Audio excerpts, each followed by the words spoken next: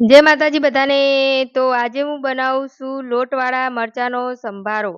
તો વિડીયો તમે પૂરો જોજો અને કેવો લાગ્યો કમેન્ટ કરીને અમને જરૂરથી કહેજો.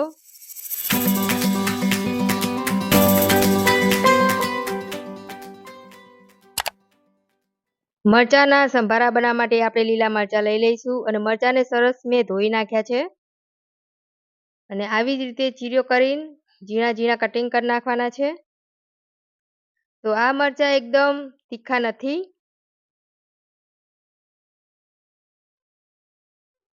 તો મરચાં કટિંગ થઈ ગયા છે. તો મરચાંને હવે આપણે વઘારીશું. તો ગેસ ચાલુ કરી દઈશું અને કઢાઈમાં તેલ નાખીશું. મેથી નાખવાની છે, રાઈ જીરું અને થોડીક હિંગ.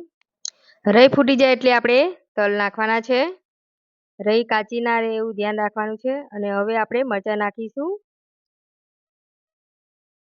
અને એકદમ મિક્સ કરવાના છે. મરચાં સરસ ચડવી દેવાના છે અને આ મરચાંનો સંભારો એકદમ સરસ ચટપટો બની તૈયાર થશે. અને તમે શાક ના બનાવો તોય પણ ચાલી જશે.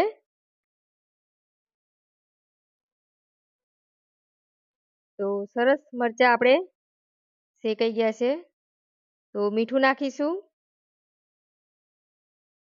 થોડીક હળદર. હવે એકદમ મિક્સ કરી દેવાનું છે.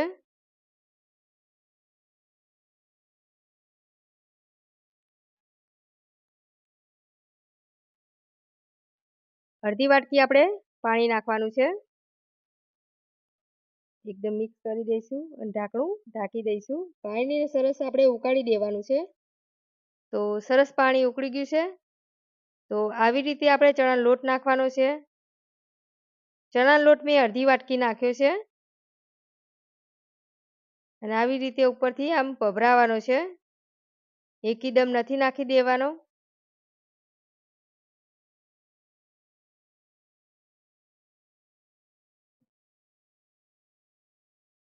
તો આવી રીતે આપણે નાખી દીધું છે ચણા લોટ. હવે આપણે ઢાંકણું ઢાંકી દઈશું અને ગેસ આપણો ધીમો કરી દઈશું.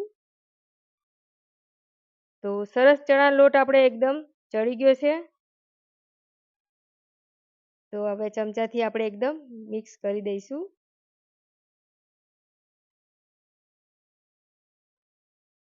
તો મિક્સ કરી દીધું છે. વધારાનું પાણી બળી ના જાય ત્યાં સુધી આપણે એને ચડવા દેવાનું છે. તેલ એકદમ છૂટું પડી જવું જોઈએ.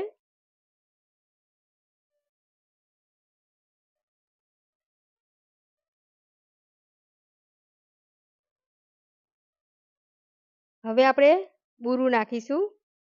બુરુની જગ્યાએ તમે ખાંડ પણ નાખી શકો છો. લીંબુ નાખીશું.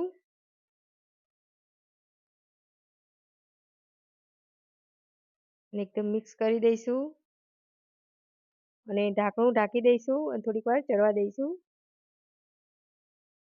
તો સરસ આપણે મરચાં બનીને તૈયાર થઈ ગયા છે સંભાર્યા. તો એકદમ મિક્સ કરી દઈશું અને તેલ પણ છૂટું પડી ગયું છે.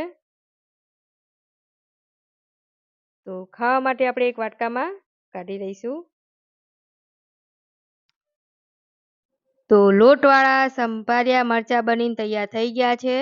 તો આ વિડીયો તમને અમારો કેવો લાગ્યો તો કમેન્ટ કરીને અમને જરૂરથી કહેજો. નવા હોય તો સબસ્ક્રાઈબ કરજો, શેર કરજો અને એક લાઈક જરૂરથી કરજો. અને આવી જ રીતે તમારા ઘેર બનાવજો. ખાવામાં બહુ મસ્ત લાગે છે. જય માતાજી બધાને.